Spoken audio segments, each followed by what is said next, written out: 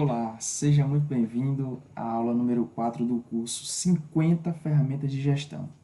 Me chamo Orlando Lima, sou o desenvolvedor deste curso e agora eu te convido a conhecer a nossa primeira ferramenta, que é o diagrama de Ishikawa.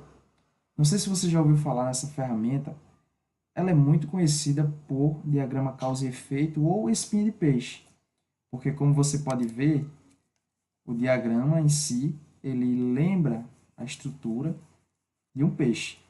Então, nesse curso, será um curso muito rápido e eu vou te ensinar como as ferramentas funcionam. Você terá em suas mãos uma caixa de ferramentas para você diagnosticar e resolver problemas. Mas é preciso que você saiba que cada ferramenta dessa possui um método, possui apenas um modelo, onde é preciso adaptar à realidade da sua empresa. Antes de utilizar a ferramenta, é necessário que você leia essa descrição e perceba que não é a ferramenta em si que vai melhorar os teus processos, mas é o conceito dela aplicado à realidade da tua empresa que vai fazer, que vai trazer resultados, tá bom? O diagrama de causa e efeito, também conhecido como diagrama de Ishikawa, é uma ferramenta bastante simples, onde você vai analisar o problema conhecido e chegar à causa raiz do problema. Então vamos lá, você tem um problema e esse problema nós chamamos de efeito conhecido. Qual é a grande sacada? Se você tem um problema e você não sabe qual é a causa raiz dele, você corre o risco de estar combatendo apenas o seu efeito. E isso é algo bastante preocupante, porque você pode estar investindo tempo combatendo o problema apenas superficialmente. Então é para isso que o diagrama de Ishikawa serve, para que você descubra a causa raiz do problema e consiga agir na solução com assertividade. Então vamos lá, você tem a causa raiz que você desconhece, mas você tem um problema ou efeito conhecido. Então você vai digitar nessa caixa qual o problema que você conhece. O que está incomodando? Qual o problema que está travando o processo na sua empresa? Então você pode pensar em vários exemplos. Vamos lá, vamos citar um exemplo que eu até coloquei no e-book. Você tem uma impressora que está imprimindo de forma errada. As páginas estão vindo manchadas. Então, qual é a causa raiz desse problema? Então, ali você vai utilizar a ferramenta de Ishikawa para descobrir. É só um exemplo. Você pode aplicar o diagrama de Ishikawa a N problemas. Fica a teu critério. Então, como eu falei, é apenas um modelo. Então, você descobre, você começa a aplicar através do método 6Ms. O que é o 6Ms? Como você pode ver, são áreas em que o problema é identificado. Problemas relacionados ao método, problemas relacionados à máquina, problemas relacionados à matéria-prima, à mão de obra, ao material e ao meio ambiente.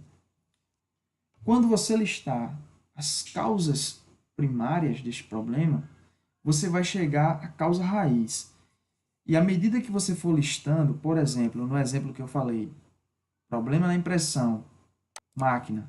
A máquina é antiga. Vamos escrever a máquina antiga.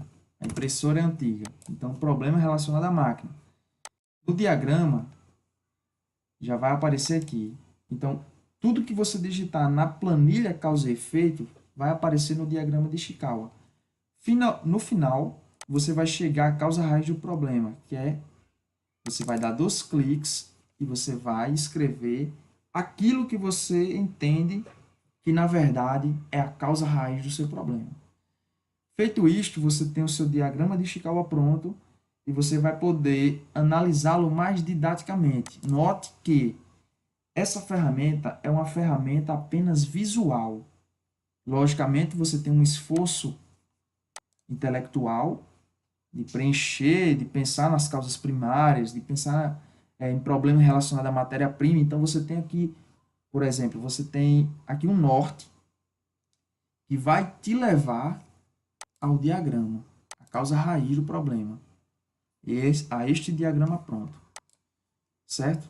Então, você vai fazer isso, você vai pensar esse problema com base nessas 6 áreas que eu apresentei aqui, e no final você vai ter o seu diagrama de escala pronto. No entanto, observe bem, não para por aí. Não adianta em nada você saber qual é a sua causa raiz, qual é a causa raiz do problema que você está analisando, se você não tiver um plano de ação para transformar essa causa raiz em oportunidades de melhorias. Então, você tem que construir o seu plano de ação com base nas causas identificadas. Então, à medida que vai aparecendo as causas dentro do diagrama de Ishikawa, também vai aparecer aqui na lista plano de ação. Então, uma ação para a máquina antiga, qual seria? Trocar a máquina. Seria uma ação. Isso não significa dizer que essa ação seja mais adequada. Então, você vai priorizar as ações que você acha mais pertinente e que resolvam, de fato, o problema identificado. Certo? Então, para isso, você vai ter que utilizar outras ferramentas de priorização, como a matriz básica, a matriz Guth. Certo? Então, isso fica para as próximas aulas. Nesta aula, eu quero apenas que você entenda que o diagrama causa e efeito é montado dessa forma. Você tem um efeito conhecido e você vai em busca das causas primárias que vão te levar, enfim, à raiz do problema. Beleza? Então, ficamos por aqui e nos vemos na próxima aula. Valeu, até mais.